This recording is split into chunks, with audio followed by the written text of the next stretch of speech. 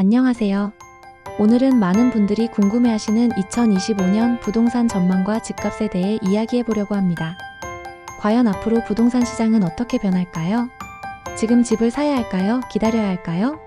끝까지 시청하시면 앞으로의 부동산 전략을 세우는 데 도움이 될 거예요. 1. 2025년 부동산 시장의 전반적인 흐름. 먼저 2025년 부동산 시장의 전반적인 흐름을 살펴볼게요. 전문가들의 의견을 종합해보면 부동산 시장은 금리, 공급, 정책 변화 등의 큰 영향을 받을 것으로 예상됩니다.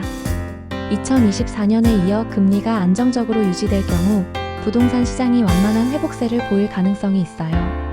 하지만 추가 금리 인상이 발생하면 거래량이 줄어들고 집값 하락 압력이 커질 수도 있습니다. 2. 지역별 부동산 전망. 다음으로 지역별 전망을 살펴볼게요. 서울 및 수도권 여전히 수요가 높은 지역이지만 공급이 늘어나면서 일부 지역에서는 가격 조정이 예상됩니다. 강남권과 같은 인기 지역은 가격이 유지될 가능성이 크지만 외곽 지역은 하락할 수 있어요. 지방 부동산 시장 인구 감소와 경기 둔화로 인해 가격 조정이 불가피할 전망입니다. 특히 공급이 많은 지역에서는 추가 하락이 예상돼요. 3. 2025년 부동산 주요 변수. 그렇다면 2025년 부동산 시장의 주요 변수는 무엇일까요? 첫째, 정부 정책 변화입니다. 재건축 규제 완화, 청년 주거 지원 정책 등이 시장에 어떤 영향을 미칠지 주목해야 합니다. 둘째, 경제 상황입니다. 국내외 경기 둔화, 물가 상승 여부 등이 부동산 투자 심리에 중요한 영향을 줄 거예요. 셋째, 공급 물량입니다. 2025년에 예정된 입주 물량이 많아지면 가격이 하락할 가능성이 높습니다. 4. 실수요자와 투자자에게 주는 조언.